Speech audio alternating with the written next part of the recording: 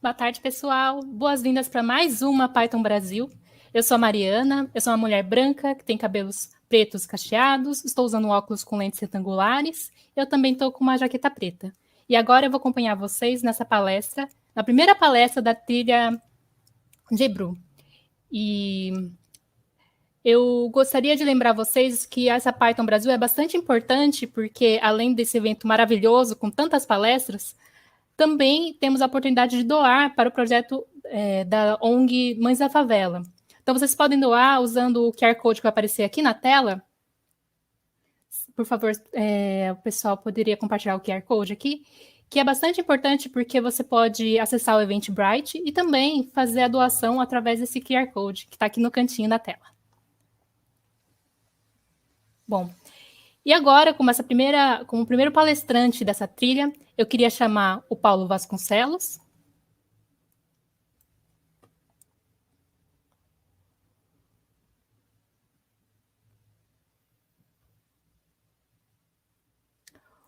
O Paulo é Machine Learning Specialist na Hotmart, mestrando na PUC Minas e cofundador da Data Hackers. Com mais de 10 anos de experiência em tecnologia, ele atua desde 2016 em projetos de Data Science e também de Machine Learning. E também atua em liderança técnica e construção de times de dados. E também em projetos de Machine Learning de alto impacto, como detecção de fraudes, linguagem de processamento natural, sistemas de recomendação e forecasting. Ele já trabalhou em parceria com empresas referentes na indústria, como a Udacity e também o DataCamp. Eu queria dar boas-vindas ao Paulo. Desejamos que ele tenha uma ótima palestra. E essa palestra que ele vai apresentar agora tem como título Detecção de anomalias em séries temporais de produtos digitais. Então, boa palestra, Paulo, e seja bem-vindo. Muito obrigado, Mariana. Muito obrigado, pessoal da organização. Prazer estar aqui com vocês, trocando ideia. Bom, como a Mariana falou, eu sou o Paulo, sou uma pessoa parda, de cabelos e barba preta, bem baixinho de cabelo e a barba. Uso óculos de lente retangular, uma armação azul escuro e estou usando uma camisa preta de uma banda que eu curto bastante. Eu estou aqui falando do meu escritório e ao fundo tem vários itens de decoração, vários itens nerd, geek, coisa desse tipo. E é um prazer estar aqui com vocês. Bom, pessoal, hoje eu quero falar de um assunto que eu particularmente tive um aprendizado bem legal na Hotmart. Eu quero falar sobre detecção de anomalias em produtos digitais. Basicamente, para falar sobre esse projeto que a gente teve na Hotmart, como o pessoal apresentou, é muito importante eu dar um contexto sobre o que é a Hotmart, né? Que empresa é essa que foi o foco desse projeto. Bom, a Hotmart ela é uma plataforma completa para quem quer vender, promover ou comprar um produto digital. Quando eu falo produto digital, você pode imaginar qualquer coisa que pode ser transmitida, distribuída de uma forma digital. Então, pode ser, por exemplo, um curso online, pode ser um e-book, pode ser uma assinatura, pode ser um ingresso virtual. Qualquer coisa que você consegue distribuir de uma forma digital, você pode utilizar a Hotmart. Então, se você é um produtor que fez um curso, eu fiz um curso lá, eu quero distribuir, vender meu curso, você pode utilizar. Ou você é um afiliado que quer promover o curso de alguém para identificar, para ganhar uma comissão em troca disso. Ou não, você só quer procurar um curso para fazer o seu próximo curso, para fazer o seu próximo conteúdo para consumir. Você pode usar o Hotmart para isso. Ok? Então, dado esse contexto da Hotmart, o mercado de produtos digitais, ele é um mercado muito amplo e aquecido, né, atualmente.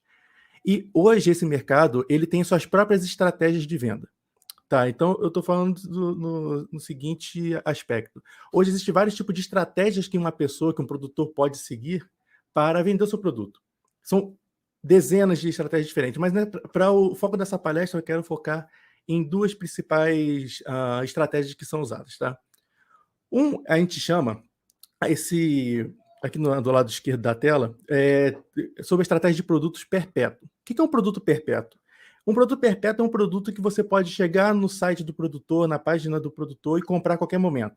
Então, sei lá, um produtor que você gosta, um criador de conteúdo que você gosta, ele criou um curso, disponibilizou lá e você pode comprar esse curso sempre que você quiser.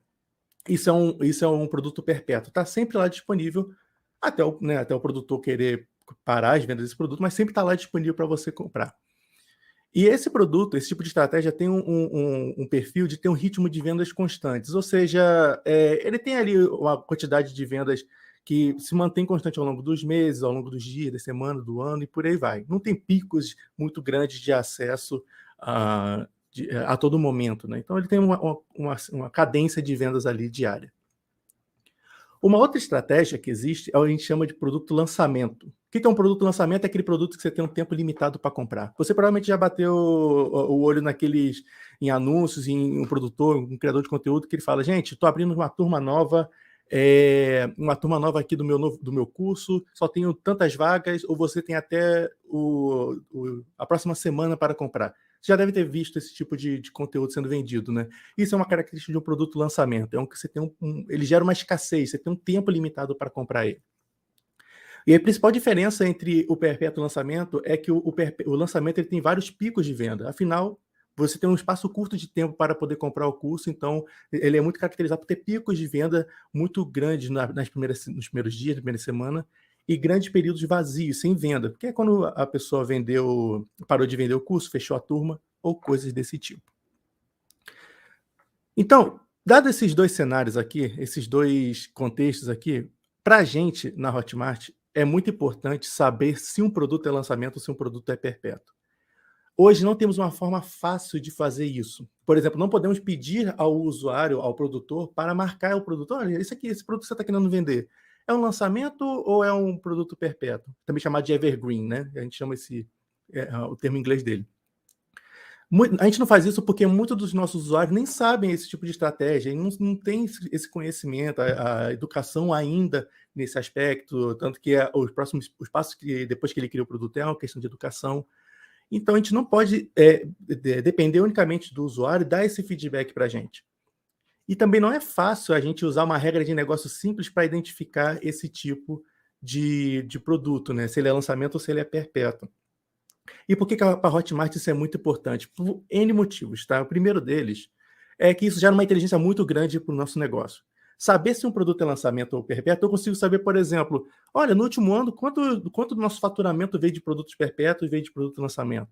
Esse ano o lançamento teve um aumento de produtos de lançamento, os produtos perpétuos têm diminuído, uma série de inteligência que a gente pode gerar a partir disso e, o melhor de tudo, a gente pode criar produtos para cada um desses perfis. Se a gente vê que, por exemplo, o lançamento está crescendo muito, a gente pode falar, olha, vamos criar uma ferramenta, um produto para os nossos produtores usarem, para facilitar, ter uma performance de venda melhor, para eles terem um desempenho melhor nas vendas e coisas desse tipo. Então, é muito importante para a gente saber isso. E é sobre isso que essa palestra vai ser, sobre esse projeto que a gente atua. Bom, pessoal, como a organização anunciou, né? Eu sou Paulo Vasconcelos, eu sou Machine Learning Specialist na Hotmart, especialista em Machine Learning na Hotmart, trabalho lá desde 2018. Sou estudante de mestrado de ciência da computação pela PUC Minas, sou cofundador do Data Hackers, uma comunidade de dados, e, bom, eu treino máquinas em troca de alimento, né? Tem funcionado bem nos últimos anos aí que eu tenho trabalhado com dados. Aproveitando também, já deixo o convite para quem quiser conhecer o Data Hackers, datahackers.com.br. A gente é uma comunidade de dados para ajudar, uma comunidade aberta e gratuita, focada em ajudar a criar um networking entre profissionais, compartilhar vagas de emprego, ter um espaço para comunicação. Temos alguns conteúdos que a gente gera também para a comunidade, como um podcast, temos uma newsletter semanal. Semana passada lançamos nosso canal no YouTube, na quarta-feira tem vídeo novo no ar. Então fica aqui o convite para quem quiser conhecer depois a comunidade, vai ser um prazer ter vocês lá com a gente. Bom, pessoal, vamos voltar lá em 2017, que foi a primeira tentativa que nós tivemos para tentar resolver esse problema. Tá? Esse é um problema bem antigo da Hotmart, e a gente tentou uma primeira abordagem lá em 2017, modelo de aprendizado de máquina para resolver esse problema. Era um modelo supervisionado, ou seja, nós tínhamos vários dados e cada um deles tinha a sua classe, falando se era lançamento ou se não era lançamento, se ele era perpétuo. E esse projeto tinha algumas características que acabavam sendo os nossos fatores limitantes, tá? Por exemplo, o primeiro deles, o conjunto de dados desse modelo era criado manualmente. Então, a gente pedia para algumas pessoas pegar uma amostra de produtos e cada um avaliar se aquele produto era lançamento ou se ele era perpétuo. Marcar, esse aqui é lançamento, esse aqui é perpétuo, esse aqui é lançamento. Então, dá para imaginar que era um esforço alto, né? E de tempo, pessoas e, enfim, era um esforço muito grande para esse tipo de projeto. Um outro fator disso aqui é que a gente executava esse modelo, essa aplicação, sob demanda. Então, não era algo que rodava todo dia, não era uma API real-time, não era nada, era um modelo que a gente tinha que, de vira e mexe, a gente eventualmente rodava esse modelo, alimentava o banco de dados e as pessoas podiam consumir. Então, tinha muitos problemas nesse tipo de abordagem, mas isso resolveu o problema por muito tempo, tá? Isso resolveu o problema por muito tempo que a gente tinha. E é claro, como vocês podem imaginar, isso tem vários fatores que não fazem com que essa abordagem não funcione mais. Por exemplo, Hotmart está gigante, no tamanho muito maior do que ele estava em 2017. Não dá para a gente ficar fazendo esse trabalho de pedir pessoas para ficar avaliando cada uma dos novos produtos a todo momento. Não posso fazer isso toda semana, todo mês, isso é muito trabalhoso.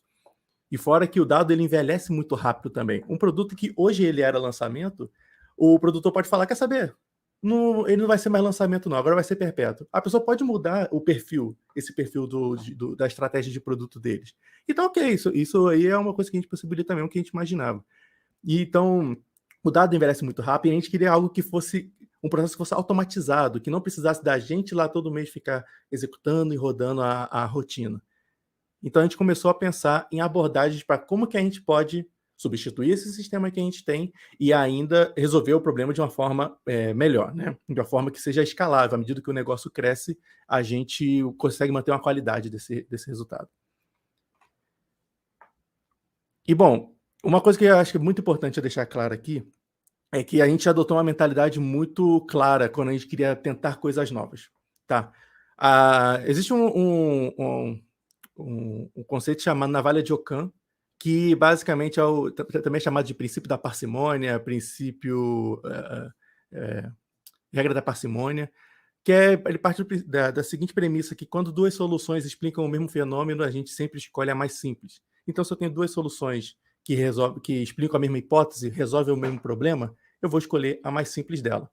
Então, a mentalidade que a gente tinha era, vamos começar com a solução mais simples que a gente pode tentar para resolver esse problema, e se não conseguimos, se a gente não conseguir, a gente tenta uma abordagem mais avançada e gera aprendizados a partir da tentativa anterior. Então, esse conceito da navalha de Ockham é uma coisa que a gente levou durante todo o projeto e vocês vão ver isso ao longo dos próximos slides. Por exemplo, a gente quis começar com algo bem simples, né? Queríamos começar com algo bem fácil de implementar. Então, a gente começou com heurísticas. Basicamente, a gente queria identificar umas regras de negócio. Será que a gente consegue usar uns IVLs aqui mesmo? Será que a gente consegue rodar umas regras de negócio, fazer algumas validações para isso? E aqui eu deixo uma frase para os praticantes, para os profissionais de dados que estão lidando com esse tipo de desafio. Deixa aqui essa frase do Eugene Young, que é a primeira regra do machine learning, comece sem machine learning. Né? É uma frase baseada num artigo que tem do Google falando sobre a maturidade de machine learning, as etapas de machine learning. Então, a gente quis tentar o mais simples possível. A gente consegue resolver esse problema usando regras de negócio, não usando machine learning, que é mais simples, fazer um modelo convergir é mais difícil, e a gente fez essa tentativa que valia a pena também. Bom, essa abordagem, ela acabou, a gente fazendo os testes, a gente viu que ela não era a abordagem ideal para resolver esse problema. Tinha várias falhas nesse processo. Mas, como eu falei, a gente tentava algo simples e gerava um aprendizado para a nossa próxima tentativa. E o principal aprendizado que a gente teve ao tentar resolver esse problema com heurísticas, ao analisar os dados, a gente viu que o comportamento ao longo do tempo de um produto lançamento e de um produto perpétuo, eles eram absolutamente diferentes. Aqui na tela tem dois gráficos mostrando um exemplo. A gente tem aqui um exemplo de produto de lançamento que isso aqui é uma série temporal, então para cada pontinho desse é um período de tempo, pode ser dia, pode ser mês, enfim, isso acaba não importando, mas percebam que o produto lançamento ele tem uns períodos de pico. Ele sempre tem um período de pico, e funciona como se fosse um fenômeno de onda, certo? Por exemplo, tem um pico no primeiro dia, o segundo um pouquinho menor, o terceiro um pouquinho menor, o quarto um pouquinho menor, e ele acaba tendo esse efeito de ter um pico que ele vai diminuindo ao longo do tempo, ao longo dos dias seguintes. Vocês podem perceber que ele tem vários períodos sem venda, vários períodos sem venda nenhuma, até que volta outros picos desse aqui também. Então isso aqui é uma característica bem clara de produto de lançamento, né, da performance do produto. Enquanto para o produto perpétuo, percebam que é totalmente diferente. Ele tem aqui, como eu falei, o produto perpétuo ele tem uma constância na quantidade de vendas que ele vai fazendo. Então todo dia ele tem uma venda, há um efeito sazonal aqui, então tem dia que vende menos, tem dia que vende mais, então é possível ver aqui esse efeito. Aqui é possível perceber também que tem alguns picos. Por exemplo, aqui tem um ponto aqui que teve um pico de vendas, outro pico de vendas aqui. Mas se a gente for fazer um cálculo de quanto por cento das vendas dele veio de períodos de pico, para o primeiro caso vai ser muito grande, praticamente 100% das vendas dele veio desses períodos de pico, enquanto para o segundo ele vai ter poucos dados em cima disso. E a gente viu isso e a gente falou, nossa, isso aqui é muito interessante. Então, a partir da série temporal, ou seja, a partir da performance do nosso produtor, desse produto ao longo do tempo, eu posso já tentar estimar se ele é um produto lançamento ou se ele é um produto perpétuo. Então, a primeira coisa que a gente fez foi transformar esse problema, esse desafio, em um problema de detecção de anomalias em séries temporais. Rapidamente explicando esse conceito, detecção de anomalias é quando é um processo de você identificar padrões que fogem do comportamento normal. Isso é aplicado em vários lugares, tá? Por exemplo, você pode identificar anomalias para identificar fraudes, você pode identificar ataques na sua rede, mas nem sempre uma anomalia é algo ruim, né? Nem sempre é algo ruim. No nosso caso não era uma coisa ruim, é só um comportamento diferente do nosso produto. Então, é uma característica, um problema de detecção de anomalia que a gente usou, mas não necessariamente era algo ruim. E séries temporais nada mais são do que uma sequência de observações que é registrada ao longo do tempo em uma determinada frequência. Ficou um pouco confuso? Vamos lá. Qualquer coisa que você pega usa em uma determinada frequência, essa frequência pode ser dia, pode ser mês, pode ser ano, pode ser semana. Qualquer coisa que você pode registrar um dado ao longo do tempo é uma série temporal. Então, por exemplo, eu quero ver vendas diárias, então eu vou ter para cada dia uma quantidade de vendas que eu fiz, igual aqueles os gráficos ali anteriormente. Né? Então, esses dois conceitos é muito importante para a gente transformou esse problema num desafio de detecção de anomalia em série temporal. Bom, com base nisso, a gente começou a testar alternativas para resolver esse problema. A primeira delas foi utilizando a biblioteca do Facebook Prophet. Para quem conhece o Facebook Prophet, você deve estar achando estranho, né? Porque o Facebook Prophet é uma ferramenta para previsão de séries temporais. Quando eu quero prever um dado no futuro, quando eu quero prever o tempo. Por que eu estou usando ele para o problema de detecção de anomalia? O Facebook Prophet ele tem algumas características interessantes, e esse caso aqui específico, eu tinha assistido uma palestra eu não lembro exatamente a empresa, mas ele estava usando o Facebook Prophet para identificar anomalias em rede, quantidade de picos de acesso na rede deles. E a forma que eles estavam fazendo isso é o seguinte, a visualização que tem aqui, esses pontinhos pretos que estão aqui na visualização são são os dados reais. Então, naquele dia, naquele período, esse aqui é o dado real. Se for quantidade de venda, esse pontinho preto é um número de venda, esse aqui é outro número e por aí vai. A linha azul escura que tem passando aqui por essa série temporal é o que o modelo treinou e ele tentou prever. Depois de um tempo, é possível perceber que as bolinhas pretas param de aparecer, mas a linha azul continua, porque é justamente prevendo o futuro. E ele oferece também um intervalo de confiança, que é essa área azul mais clara aqui. Então, o que essa empresa estava fazendo era, se esse pontinho preto, se o dado real passasse de um intervalo de confiança ficasse acima dessa área azul, ou abaixo, né, dessa área azul mais clara, eles identificavam como uma anomalia. Então a gente tentou aplicar essa abordagem no nosso problema também, só que a gente bateu em alguns pontos, em alguns desafios, Primeiro ponto disso aqui é que para cada produto que eu tenho na Hotmart, para cada produto que a gente tem na plataforma, eu tinha que treinar um modelo do Facebook Profit. E ficou inviável treinar. Eu estou falando de dezenas de milhares de produtos que são cadastrados na plataforma e simplesmente não é possível treinar em um tempo hábil esse modelo do Facebook Profit. Quando a série temporal era muito curta, quando eu tinha poucos dados, ele não conseguia convergir muito bem. E era difícil até avaliar se o modelo estava bom para tantos usuários que a gente tentou modelar, criar um modelo. Então, o Facebook Profit não foi uma solução que funcionou muito bem para a gente, mas a gente tentou ele, e o aprendizado que a gente tirou daqui, principalmente, foi bom, a gente precisa de uma forma que seja rápida para treinar isso, e eu preciso de uma forma que consiga treinar vários modelos ao mesmo tempo, né? Várias características ao mesmo tempo. A nossa segunda tentativa com base nisso foi utilizar o algoritmo de Isolation Forest. Esse é um modelo baseado em árvore, então é da mesma família ali da árvore de decisão, e ele é um tipo de modelo usado para detecção de anomalia. Né, com base, ele vai tentar identificar. Ele parte do princípio que anomalias acontecem em muito pouco dos casos, e ele tenta modelar isso, esses usuários. Outro ponto que a gente bateu aqui de problema, ele foi o que funcionou melhor, um pouco melhor. Ele foi a segunda melhor opção que funcionou no nosso caso, só perdeu para a solução atual que a gente tem, mas é uma solução interessante para resolver esse problema. Mas a gente batia em alguns pontos. Primeiro, quando a gente tentava modelar todos os produtos de uma vez, ele não conseguia generalizar bem esse comportamento. Porque um produto tem um comportamento, outro produto tem um comportamento totalmente diferente, outro produto tem muito poucos dados, então era muito difícil de eu conseguir validar corretamente esses produtos. E, bom, um dos parâmetros do Isolation Forest também é que você precisa saber quantos por cento, qual a proporção dos seus dados que são anomalias. E isso ficava inviável se a gente precisar treinar esse modelo para cada produto que a gente tinha na plataforma. Era muito difícil, ia ser muito difícil calibrar essa métrica em todos os produtos que a gente tem. Então, o Isolation Forest ele não funcionou bem para tentar generalizar tudo, e também não funcionou muito bem para quando a gente precisava treinar um modelo para cada produto.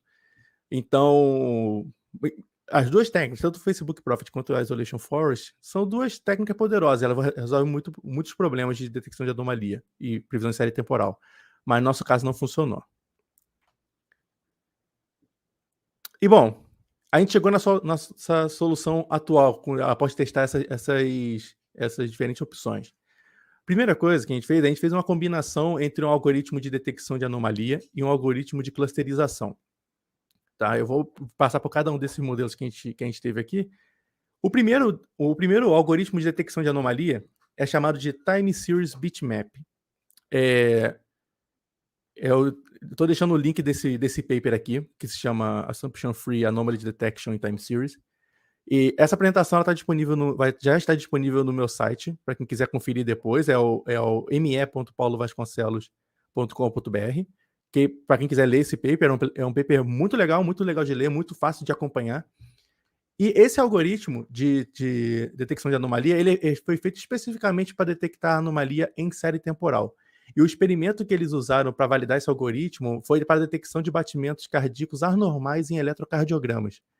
Então, eles, por exemplo, verificavam se, com base num eletrocardiograma, onde que tinha picos de batimentos anormais. E aí acabou que deu para tentar fazer um paralelo ali com a nossa série temporal. Nossa, o pico ali dos produtos de lançamento, às vezes o modelo consegue abstrair bem esse tipo de característica. Então, vou testar esse algoritmo. Como é que funciona o Time Series Bitmap? Tá? O tempo não permite que eu entre muito a fundo nesse algoritmo, mas eu quero deixar os dois principais pontos dele, que ele é baseado em duas principais técnicas. Uma é chamada de Chaos Game Representation e a segunda é chamada de SAX, Symbolic Time Series Representation. Como é que ela funciona? Imagine que a gente tem uma série temporal. Tá? Série temporal pode ser qualquer coisa aqui, gente. Quantidade de vendas por dia, quantidade de vendas por semana, não importa nesse caso. Primeira coisa que ele vai fazer, ele vai gerar uma probabilidade de cada um dos períodos cair numa determinada faixa. Então, qual é a probabilidade desse dia aqui, desse dado acontecer, cair nessa faixa aqui nesse dia? Cair acima dessa faixa, abaixo dessa faixa. Então, ele meio que faz umas divisões da probabilidade de cada período, de cada observação acontecer. Depois que ele faz isso, ele vai pegar uma janela de tempo. E o trabalho que o SAX vai fazer, que o Symbolic Time Series Representation vai fazer, dado uma janela de tempo, essa janela a gente define, por exemplo, a janela pode ser 7 dias, 12 meses, 30 dias, enfim, é uma janela, dado uma janela, ele vai fazer pequenas, vai selecionar os dados que estão naquela janela e vai categorizar ela. Vai pegar um número e vai transformar numa letra, num símbolo. Então, por exemplo, imagina que todo dia que cair dentro dessa faixa aqui de probabilidade, eu vou classificar ele como A.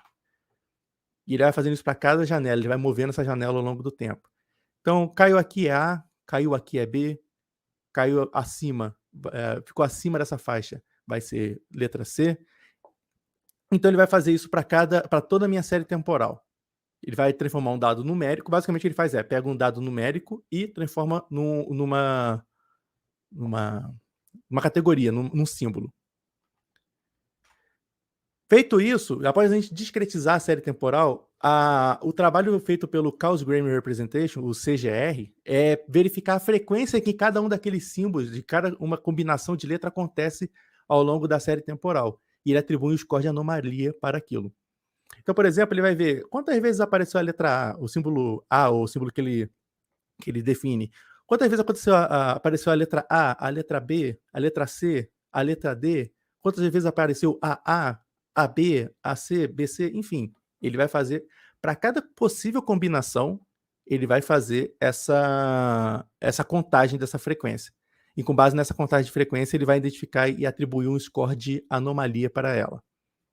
Embora pareça ser um processo bem demorado, ele é muito rápido, tanto que a gente conseguiu aplicar isso para cada produto que a gente tem na Hotmart. Então, para cada um das dezenas de milhares que a gente treinou um modelo de Time Series Bitmap para eles e foi um tempo bem hábil. Bom, vendo esse algoritmo, o primeiro ponto que eu tentei ver foi: alguém já implementou esse algoritmo em algum lugar? Não é possível que eu fui a primeira pessoa a ter esse tipo de problema na vida. Então, acabei que a gente bateu e encontrou essa biblioteca do LinkedIn. O LinkedIn possui uma biblioteca para detecção de anomalias. É uma biblioteca que não é atualizada faz tempo, tá? A gente tem bastante tempo que eu não vejo uma atualização dela. Se chama Luminol, essa biblioteca. E essa biblioteca ela possui uma implementação do Time Series Bitmap. É uma ferramenta muito simples de usar e a gente começou a testar, a treinar os modelos, tentar resolver esse problema usando ela. Então fica aqui essa dica de ferramenta para quem quiser verificar depois. Então, vamos dar um exemplo de como que o modelo identificou. Lembra aquela série temporal que eu mostrei lá atrás, de um produto de lançamento que tinha vários picos? Olha o resultado que o modelo conseguiu. Ele identificou muito bem os períodos de anomalia que tinha. Esses círculos vermelhos aqui eu botei para ilustrar que onde o modelo identificou que existia um pico de anomalia. Então, para cada um desses períodos aqui, ele conseguiu identificar. Tem alguns falsos negativos aqui, tem alguns que ele não conseguiu identificar, mas a grande maioria ele conseguiu identificar. Então, esse aqui, por exemplo, é um produto que tem alta dependência de períodos de anomalia.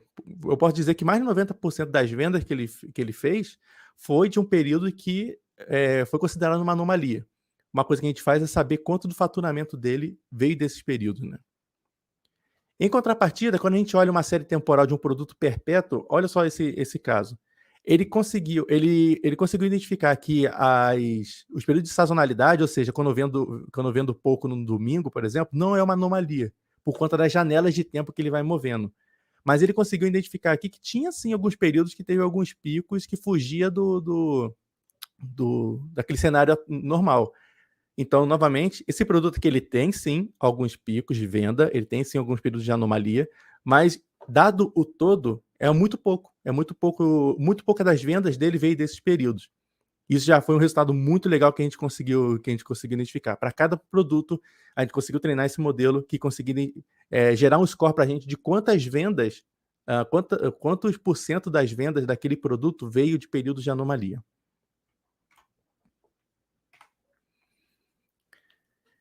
Beleza. O algoritmo ele funcionou muito bem para nos dar um score de anomalia, nos dizer quantos por cento das vendas daquele usuário veio de períodos de anomalia, mas isso por si só não era suficiente. A gente precisava de alguma forma de ter definir um threshold, definir um limite para, se for acima disso aqui, ele é considerado lançamento, se for abaixo disso, ele é considerado perpétuo. A gente tentou aplicar algumas heurísticas, algumas regras de negócio para tentar resolver, identificar o intervalo, o limite ótimo, mas não funcionou muito bem. Tinha muitos casos que ele perdia. Por exemplo, se eu falasse, se tem 50% de vendas vindo de período de anomalia, classifica como lançamento, vai. E a gente viu que ele tinha alguns casos que ele não pegava. E a gente conseguiu resolver isso a partir de um aprendizado que a gente teve quando tentou utilizar o Isolation Force, porque tinha muitas métricas que a gente usava, muitas features que a gente criou para o modelo, que a gente poderia aproveitar em uma outra abordagem. Então, o que a gente fez foi o seguinte: a gente utilizou um algoritmo de K-means, que é um algoritmo de aprendizado não supervisionado. Quem já mexeu com machine learning, com aprendizado não supervisionado, sabe que ele é uma das abordagens mais simples que existem, que uma das primeiras opções que as pessoas usam para resolver um problema de aprendizado não supervisionado, e foi a nossa primeira tentativa que a gente tentou e funcionou muito bem. Então, a gente utilizou esse algoritmo para separar os produtos em 2 grupos. A gente já tinha um número ótimo de clusters, de grupos que a gente queria dividir, então foi definido como K igual a 2. E a gente utilizou, junto com as features geradas pelo pelo algoritmo de anomalia, a gente usou também umas features de negócio que a gente percebeu que fazia muito sentido quando a gente tentou usar o algoritmo de árvore para resolver esse problema. Então, dado as features geradas pelo modelo de anomalia, dado outras features de negócio, a gente alimentava um modelo de K-means e pedia para que ele separasse em 2 grupos. Então, ele conseguiu identificar muito bem esses 2 grupos. Como é que a gente validou os resultados, né? Quando a gente fala de aprendizado não supervisionado, é complicado a gente definir uma métrica de sucesso, porque algumas não são confiáveis, outras não são tão simples de calcular. Então, uma que a gente seguiu para tentar validar se esse modelo estava bom no final das contas, foi fazer uma validação empírica dos resultados com múltiplas amostras aleatórias. Então, o que a gente fez? A gente tinha lá um time de 6 cientistas de dados, 5 cientistas de dados. A gente pegou várias amostras aleatórias para cada um desses cientistas de dados e pediu para eles validarem e verificarem se o modelo acertou ou se o modelo errou. A gente conseguiu chegar numa acurácia de 92,6% dos dados, então um volume bem alto dos produtos que ele falou que era da categoria, era realmente da categoria. Então, ele classificou muito bem produtos perpétuos e produtos lançamentos. E olhando a imagem aqui do lado, é possível ver que, bom, tem um outro cluster aqui, tem outro grupo aqui chamado hatching. O que significa isso, né?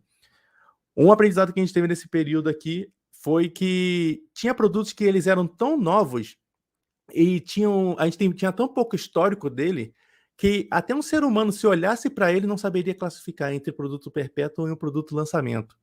Então, uma coisa que a gente fez, a gente criou um cluster chamado hatching, que é chocando, incubando em inglês, que é, enquanto esse produto não atinge os requisitos mínimos, ele não vai passar pelo nosso algoritmo, porque a gente não tem dados suficientes para identificar esse tipo de produto. Então, por exemplo, tem tanto tempo de vida, ou fez determinada quantidade de vendas, aí sim você passa pelo nosso modelo de detecção de anomalia, de clusterização. E, bom, esse é o modelo que está rodando hoje em produção. Até hoje ele é utilizado para fazer as análises. A gente gera muitas métricas de negócio em cima desses produtos que foram classificados pelo nosso modelo. Várias análises que a gente faz são utilizando dados que foram gerados por esse modelo. Então, tem sido tido um resultado bem interessante. Bom, pessoal, para finalizar, uma coisa que vocês podem ter percebido aqui é que esse problema ele é muito específico da Hotmart, né? Poucas empresas vão ter um problema de tipo assim, eu preciso classificar um produto entre lançamento e perpétuo. Muitas poucas empresas vão ter esse problema. Não é igual um projeto de detecção de fraude que você consegue abstrair e aplicar no seu caso. Mas eu queria deixar no final aqui outras aplicações que podem utilizar uma técnica parecida, que você pode aplicar no seu trabalho, pode utilizar para resolver um problema. Mas eu acho que o principal aprendizado que eu gerei disso tudo que eu queria trazer para vocês é que a criatividade vai ser muitas das vezes a sua maior habilidade ao lidar com um problema que não tem uma solução tão trivial. Então, nem todo problema que você vai bater, você vai enfrentar, você vai conseguir usar um algoritmo machine learning popular para resolver um problema, ou só chamar uma função e ele vai resolver o problema para você. Muitas vezes você vai ter que experimentar, sair um pouquinho da zona de conhecimento que você tem e ver o que outros campos estão utilizando. Por exemplo, esse algoritmo, eu não achei ele num paper de machine learning, num paper de dados, num paper de tecnologia. Foi um paper utilizado em saúde, em genética, em coisas desse sentido. Então fica aqui esse aprendizado, mas eu queria trazer também onde você pode aplicar esse mesmo tipo de técnica, tá? Bom, uma opção que eu vejo disso acontecendo é impacto de campanha de marketing. Imagina que você, por exemplo, tem uma série temporal de quantidade de acesso que seu site teve, quantidade de vendas que você teve, e você quer identificar se após uma campanha você teve um pico de vendas, se você teve um período de anomalia com base numa campanha, ou então, por exemplo, você tem um produto que ele vende pouco, aí você fez uma campanha e você quer identificar se teve um pico de acesso nesses produtos. Então é uma aplicação que você pode utilizar tanto o Time Series Bitmap, o algoritmo que a gente usou de detecção de anomalia, quanto o algoritmo de clusterização, por exemplo. Uma outra aplicação muito comum de detecção de anomalia é detectar anomalia em atividade de rede. Então, por exemplo, você tem ali uma atividade de rede, pessoas que estão acessando o seu site, pessoas que estão logando na sua ferramenta, que estão acessando sua ferramenta, para você identificar possíveis ataques que estão acontecendo, se alguém está atacando a sua rede, se alguém está tentando invadir a sua empresa. Muitas ferramentas, inclusive, utilizam um algoritmo parecido. Não sei quem aqui já teve a oportunidade de trabalhar com o New Relic, que é uma ferramenta de monitoramento, e ele tem um algoritmo de detecção de anomalia, que inclusive é aplicado em série temporal, que ele diz se a sua aplicação está tendo muito acesso, se ela está demorando muito a responder, se ela está tendo muito tráfego de rede. Então, é uma ideia interessante de você trabalhar junto com seus times aí. E, por fim, um terceiro ponto, que é bem próximo aqui que pode ser meio que ligado com as campanhas de marketing, por exemplo, é identificar picos de acesso no seu site ou no seu produto. Identificar se num período ali do dia ou da semana teve um pico de acesso que você quer investigar para ver se é normal aquele pico de acesso, se ele pode ser realmente justamente algum ataque, investigar o que está acontecendo. Então, detecção de anomalia é um campo bem amplo e pode ser utilizado em muitos lugares para gerar muita inteligência para o negócio. Bom, pessoal, isso que eu tinha para trazer hoje para vocês. Eu quero deixar aqui minhas redes do meu site para quem quiser entrar em contato, tirar dúvidas e trocar uma ideia. Ficaria muito feliz de compartilhar e trocar ideias com vocês. Então fica aqui meu site, meu LinkedIn e meu Twitter. Obrigado aí ao pessoal da Python Brasil pela oportunidade. Obrigado vocês por terem ficado aqui assistindo a palestra. E, bom, qualquer coisa, estamos aí. Muito obrigado. Muito obrigada, Paulo, pela sua palestra. Eu achei ela, na verdade, muito interessante porque desde o início você já comentou, né, sobre o simples para o mais complexo, e no final vocês acabaram achando várias ferramentas diferentes, né, para tentar resolver o problema. Eu achei super bacana mesmo, até porque vocês não foram pelo convencional que as pessoas iriam, né, e acabaram sendo muito inventivos, né. E aqui no Discord teve uma pergunta para você. Perguntaram: houve tratamento de desbalanceamento do dataset para trabalhar com a clusterização? Ok. Para a clusterização, não teve trabalho de balanceamento, até porque a gente não tinha classes, né? A gente não tinha as classes definidas, tipo, se era lançamento ou se era perpétuo. O que a gente tinha era as features que elas foram normalizadas, né? O K-means é um algoritmo que ele é muito influenciado por outliers, porque ele usa a média para para identificar os vizinhos. Então, se você tem um outlier, ele é muito impactado. Então, a gente acabou tendo trabalho de normalização, padronizar os dados, né, em uma determinada escala. Mas não, o tratamento de classe, específico de balanceamento da classe, não tinha, por conta da abordagem não supervisionada mesmo, sabe? Certo. Como temos ainda 5 minutinhos, vamos ver se... Eu queria, na verdade, fazer uma pergunta para você. Claro. Depois de tudo que vocês passaram, você acha que seguiria o mesmo caminho para a solução que vocês têm agora, ou talvez você mudaria alguma coisa? Eu acho que assim, sempre tem algo que a gente mudaria, né, no processo, assim, que ou ficou mais lento, ou ficou não tão trivial de fazer. Aí, teve uma questão de infra, né, porque é um modelo que foi treinado, era um modelo para cada um dos milhares de produtos que a gente tinha na plataforma. Então, talvez tratar o dado um pouquinho, deixar ele um pouquinho mais simples de coletar, era uma coisa que provavelmente faria diferente. Talvez tentaria outras abordagens de clusterização também. A gente teve uma métrica uma acurácia bem alta, de 92,6%. Mas será que se eu usasse outro, ficaria melhor? Né? Se eu usasse uma outra abordagem, ficaria maior ainda? Isso ajudaria, mas seria algo que eu faria com certeza diferente assim, também. Mas acho que o principal ponto foi os aprendizados que a gente teve ao longo do processo, né? Que cada aprendizado que a gente teve, a gente foi aplicando na nova tentativa que a gente foi fazendo. Bacana. Obrigada pela resposta. Acho que ainda dá tempo de fazer uma última pergunta, já que é 3h41, dá tempo de ir até a próxima. Eles perguntaram como foram trabalhados os outliers. Ok. As métricas de negócio que a gente tinha, a gente, basicamente, os outliers, a gente lidou com um trabalho de pegar esses outliers, a gente não removeu nenhum dos outliers que a gente tinha, embora a maioria das métricas que a gente tinha, elas estavam numa faixa, numa escala, então, por exemplo, de 0 a 1, muitas das features que a gente tinha era relacionada a isso.